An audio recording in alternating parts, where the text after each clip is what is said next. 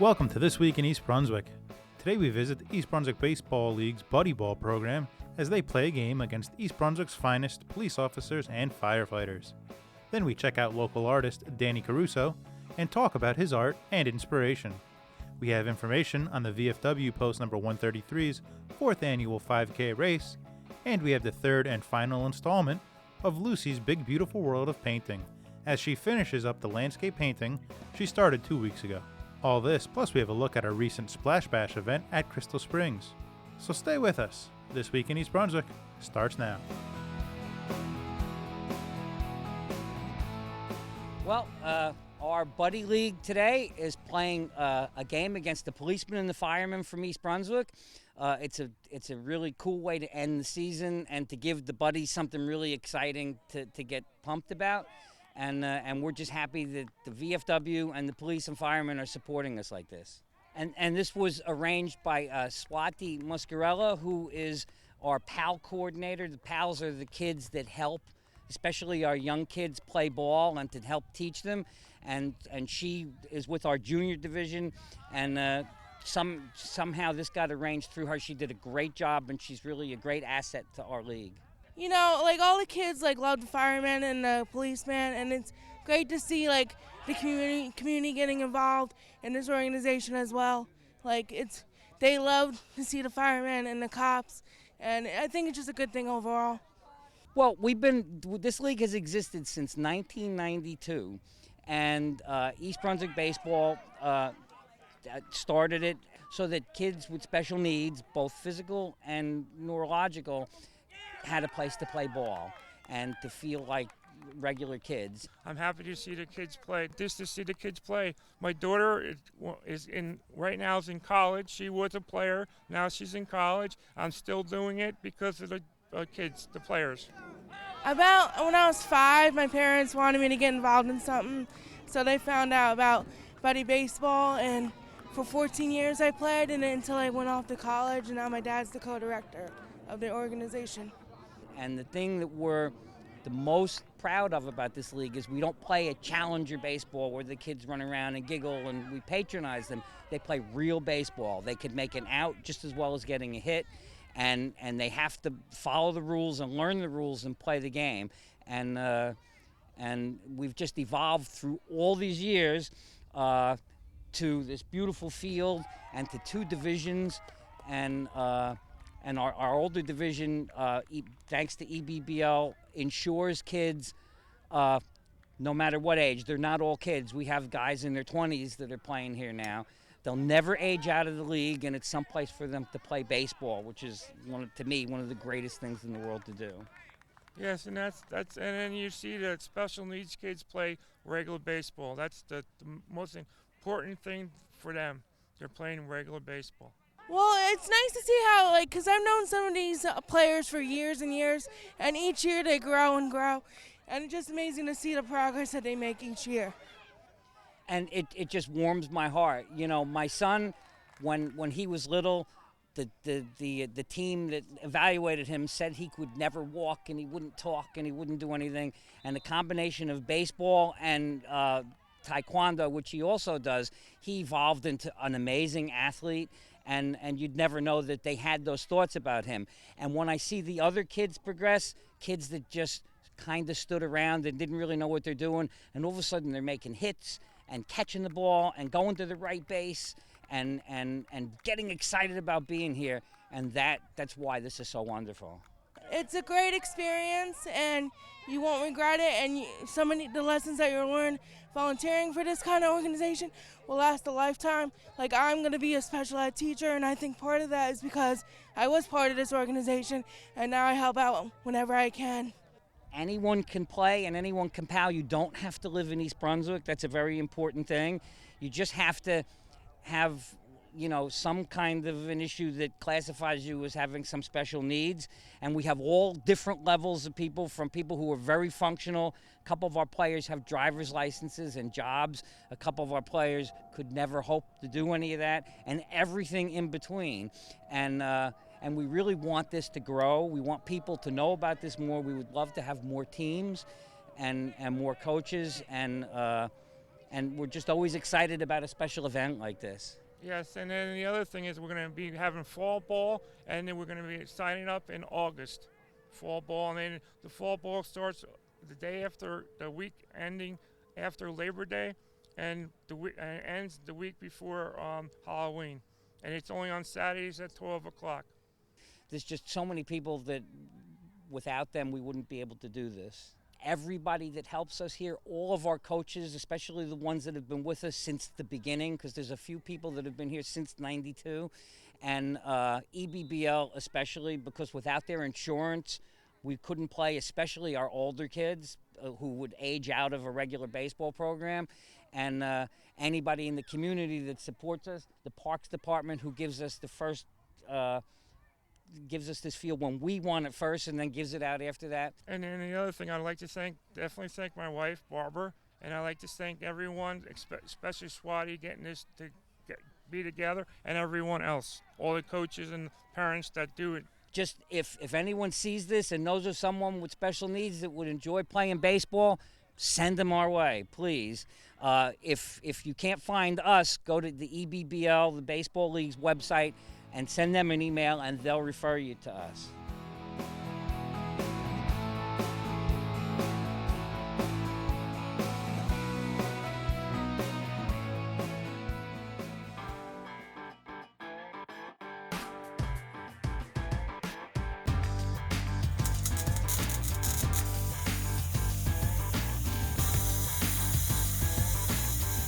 This hit me down in New Orleans when I first went down there many years ago, 20-some years ago. And I saw all this crazy metal art, and I got to meet all these artists and go to their studios and see what was happening. And came back, bought a welder, and just, I don't know, just take stuff, whatever I can find, buy clean stock, find anything by the railroad tracks, anything at all becomes something. I think it's considered outsider art, which is the technical term these days for someone who's not schooled, hasn't gone formal art classes. Is somebody who just picks up a brush and starts doing things and creating just because it's in them and they want to get it out. I just love the fact that people were just taking anything, just found objects, and making great pieces of art out of anything that people would be throwing away, garbage that other people would throw away. It becomes art. The one piece I'm working on today is called Rebuilding New Orleans. That came about after, of course, the big hurricane down there, Katrina, and all the rebuilding they did. I've been down there a few times since, and I've made friends with many people down there that live and work around the area, artists, waiters, waitresses, just the locals. And that name popped up, so it was something that just came to me. I wanted to do a fleur-de-lis, and I just cut a bunch of pieces of metal up, just made garbage out of it, and then put it back together in the shape of fleur-de-lis, which I fancy fleur-de-lis a lot. I've made a number of those too. I'm hoping to donate it to the reality show Pitbulls and Parolees, and they're completely donation run, and that's how they survive. And so I'm hoping to donate to them, and they can auction it off, maybe put some money in their pockets to keep running, anything we can do to help, the animals. Well, the music stuff comes from my music background, musician, I guess, hey. And, so I have a lot of these crazy horns lying around. My family owned a bar once, and we had a lot of pieces just lying around, so I just did things with them. I do a lot of flags for some reason, a lot of patriotic Americana things come out. Just something I'm into. Here, this is called Red, White, and Blue Collar. This was one that was just done recently. That came from, I don't know, I just collect anything I find, old tool parts and this and that. And I was laying it out one day, and it just wasn't working for me. I said, this could become a flag somehow, build, the field out of the shovels. And it was very tough.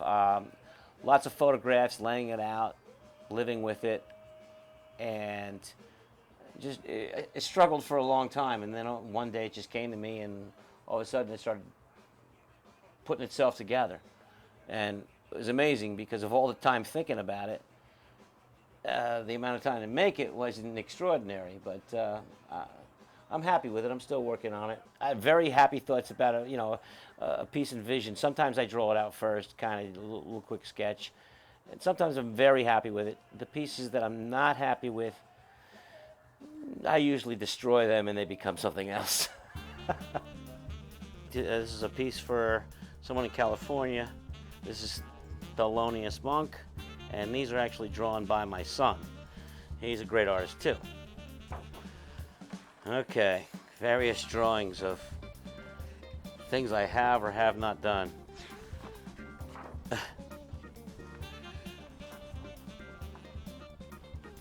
would be Robert Johnson. That would be Louis Armstrong.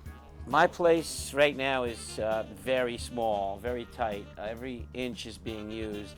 Ceilings, walls, just to house and stock everything I've accumulated over the years, and steel stock and parts. I have racks and racks of just garbage I've picked up. I was at the train tracks the other day. Took my friend out for a walk because he's a little ill, and we went out for a walk on the train tracks, just picking up stuff. And I heard this high-pitched whistling. I said, "You got to get off the tracks. The train's coming." But we got a couple buckets of goods, and I don't know what they're going to become. These here are actually railroad spikes, simulating the stars in the field of this flag here. I work at home, and I don't know if it's fortunately or unfortunately, I have a lot of good neighbors and friends, and the distractions and interruptions are abundant, and every now and then they have to be put down. Because it gets too busy around here sometime. It's okay if somebody stops by for a half hour, but then you have 12, 15 people stopping by for a half hour. There goes the day. And then, of course, there's lots of other interruptions. And we have, we have Frank the mailman stops by. We have Todd the limo driver. Mouseman Tony next door, extermination. We got it all going on in this neighborhood. It's cuckoo crazy.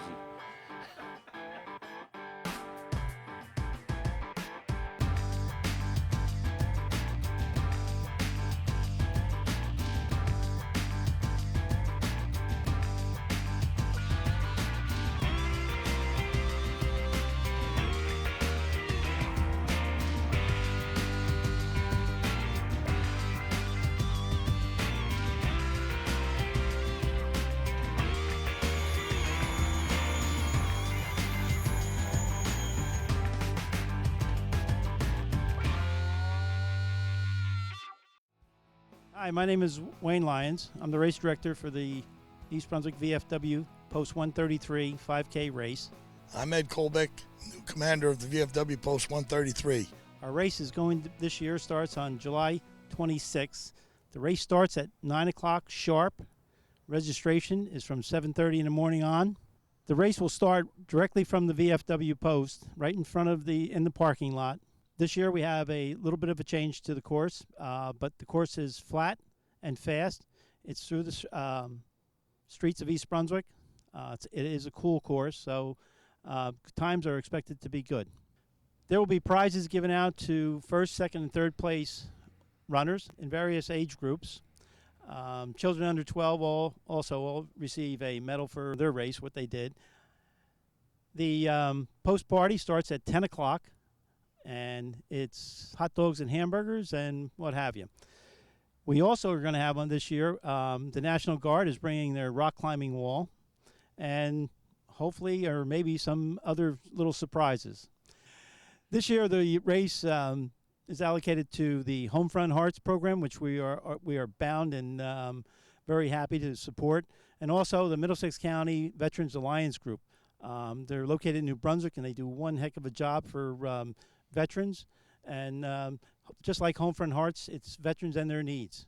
There's still a few days left to register online through jerseyrunner.com or compuscore.com. You can stop by the VFW, pick up an application, and fill it out. If we have any questions about the race, you can contact myself directly at WTLSREBS@yahoo.com or at 732-433-9526. We'd like to welcome all walkers or runners, and if you can't be with us that day, you can surely make a donation to the VFW. Again, all the funds that are collected will be going to Homefront Hearts or the Veterans Alliance Group. These are two of our major charities, and we like to see what we can do as much for them as possible. As in the past, each year our race gets a little bit larger, and it's a great thing. We just enjoy more and more people. This year we're looking forward to somewhere between 400 and 500 people. So we expect a great turnout. The only thing we would ask you to do is try to get here early as possible. The Cranberry Road, the police will close it down probably around sometime after 8 o'clock. It's up to them. There is parking at the Brunswick Memorial Home, at Resm's Funeral Home, and there will be people out on Cranberry Road directing you where to park.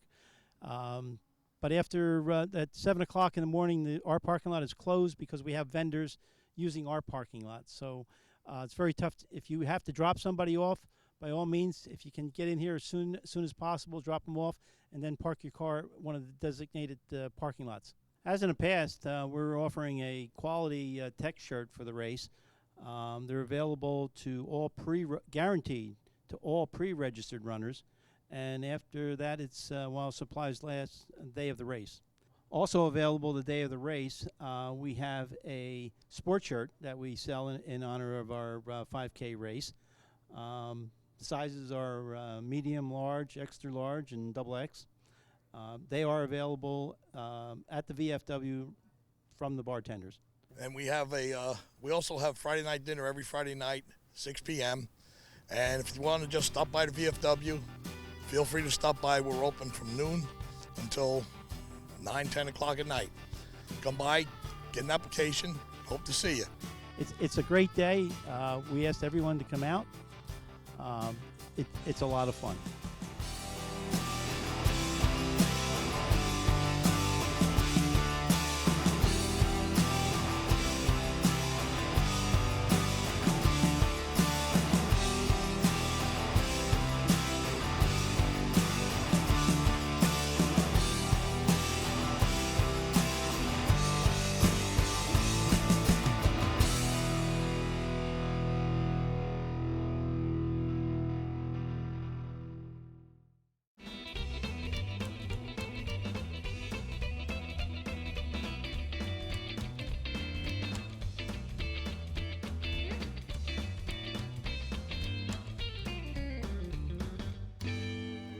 Hi, East Brunswick. Welcome back to EBTV. My name is Lucy Aida. I'm here today for another segment to show you the continuation of a painting I've started before.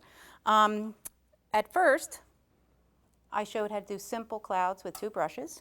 Then I showed how to do a simple tree line and a pine tree with 1 brush. Now I'm going to add some grasses along the bottom and some highlights and maybe another big tree coming up from the middle up to the top to give perspective. This way everything else will look in the back. So I have just a few colors on my palette today, which I transferred from before, so we don't want to waste paint. These are oil paints, and this is a wet on wet method where we continue to paint even while the underlayer is still wet. I'm using a variety of brushes today. This brush happens to be a Wilson Bickford brush. He's a very well-known artist in upstate New York. And I use what I can that is mostly available in local stores, the local craft stores. Brushes can be bought, the paints can all be bought in local craft stores. Some brushes are more specialized to the artist, and those have to be bought online. Now, I'm just loading my brush by pushing it into the paint. I'm putting quite a bit of paint on right now. I want to make kind of a dark color. I'm adding a little brown in with it. Got some brown and green. Going to be adding in the landmass and some grasses. So I'm going to hold on to my canvas here and just pushing the brush into the canvas. And you can see everything in the back of this brownish green color already looks like it's further in the back. And that's what we mean by perspective. We want everything to look in the back. We want to take this flat canvas and have it look 3D. So I'm going to continue along, adding green and brown along this bottom, so I'm just going to hurry up. Okay. I think I may stop right there. We have enough land mass here. I'd rather show you how to put in some highlights and some trees right now. So, with my dirty brush, I'm just going to go right through the yellow. And I've already highlighted in the last segment these trees in the middle. So I'm just going to come in and I'm going to lay some of this bright yellow on top and let it fade down. Now, usually I would mix a little white, but for the sake of time, I just want to show you how I'm laying the paint on, just so you get an idea. There we go. So, a little bit of highlight, and I could probably go into a little yellow ochre and come back into my brown. Just put a little yellow ochre here and there. I just want to show a little bit of perspective, a little bit of depth and texture. There we go. Okay. Now I'm going to show you something different. I'm going to put a big tree coming up on the right side of my canvas. And I'm going to take the brown, and I have a flat brush here. This is a number 10 flat brush. The brushes are numbered and named to make it easier for when you're looking for a certain brush. And I'm just coming through my dark colors here. Some green and brown. It's really the stroke that I'd like to show you. I'm not so much worried about the colors today. Okay.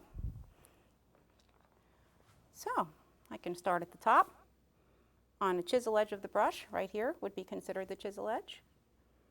And I'm going to push, push, push, push. I'm going to push harder as I come down.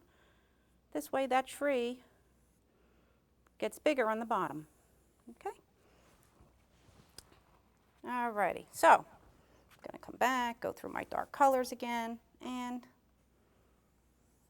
we can even branch off. And I'm just kind of pushing out some branches here and there. Now, this is a simpler version of this painting. A lot of times I would take a different brush and I would take my time and make real thin, detailed branches, but I just want to show you how easy it is just to get a simple tree on. Okay? So again, I'm using the chisel edge of the brush. And the chisel edge is easily chiseled just by pushing the brush back and forth. And here we go. Now, normally I would come back in, like I said, and make this a little darker, but just for the sake of a quick demo today, just want to show you how simple it is to use a small variety of brushes. So what I will do is come back to my fan brush, which I didn't even clean, going right through my brown and green again. And I think over here I want to put just another little pine tree. And I'm using the side of the brush, tapping back and forth, back and forth. I'm going to bring it up a little different height, I should say. And I needed to make it darker because it was not showing up. So, turning my brush over again. And again, going to make it darker. There we go. See, I'm just turning that brush back and forth, trying to get some definition in that tree because I just wasn't getting it that first time around. Now, this large tree here, we can anchor this in just by tapping. Tap, tap, tap. And I can even come in and put in some leaves on the tree using the same dirty brush. All I'd have to do is, again, tap back and forth and make some believable leaf structures just by tapping. Little final touches. And there you have it. a nice wet-on-wet painting. So thanks for joining into EBTV, and please come join me on Facebook at my site. And my site is Lucy's Big Beautiful World of Painting. Thanks again.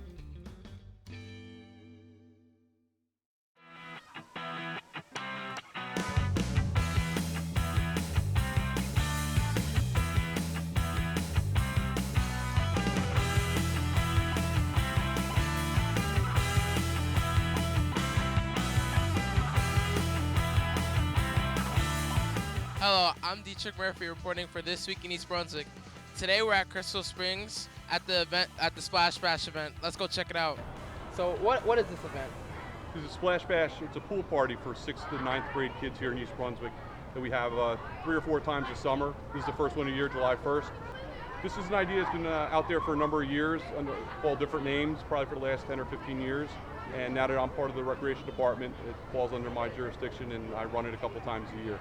Oh, the kids come and have a great time. They're here for 3 hours. It's just East Brunswick kids, 6th to 9th grade, no parents, nobody from out of town. So they get to come out here for 3 or 4 hours and have a good time. All the pools are open, the slides are open, the splash pad's open. We buy the kids pizza and water, so the kids get to have a couple hours out and about the water park without their parents. And why do you guys do this? Is this like a fundraiser just for fun, or? Oh, it's not a fundraiser, that's for sure. We charge a very minimal amount of money. It's just to try and cover the cost of the staff. Like, we have a DJ that we pay for, and they said we give the kids pizza and water. It's just to have a nice, safe night out for the kids, where the parents know the kids are getting dropped off at the gate, they're coming inside, the gate's locked, and the kids can't leave the park unless one of the park members actually lets the kid out to a parent. And if someone wants to help with this, how would they sign up for it? We don't take volunteers for this. This is all recreation employees as well as Crystal Springs employees for this event. So it is all paid staff members, but we want as many kids to come as possible and have a good time. So is this your guys' first time at Splash Bash? No. Did you guys have fun the last time you were here? Yeah, a lot of fun. Yeah, same. It's just so fun. What was your favorite part about it last year? Seeing my friends that aren't in my school. Just the music. I think it was just fun hanging out with everybody. What do you guys think is going to happen today? Maybe we'll do some dancing to the music. Yeah, probably what she said. Yeah, what he said. What they said. Thank you for joining me at the Splash Bash event. Once again, this is Dietrich Murphy reporting for This Week in East Brunswick. Check us out next time.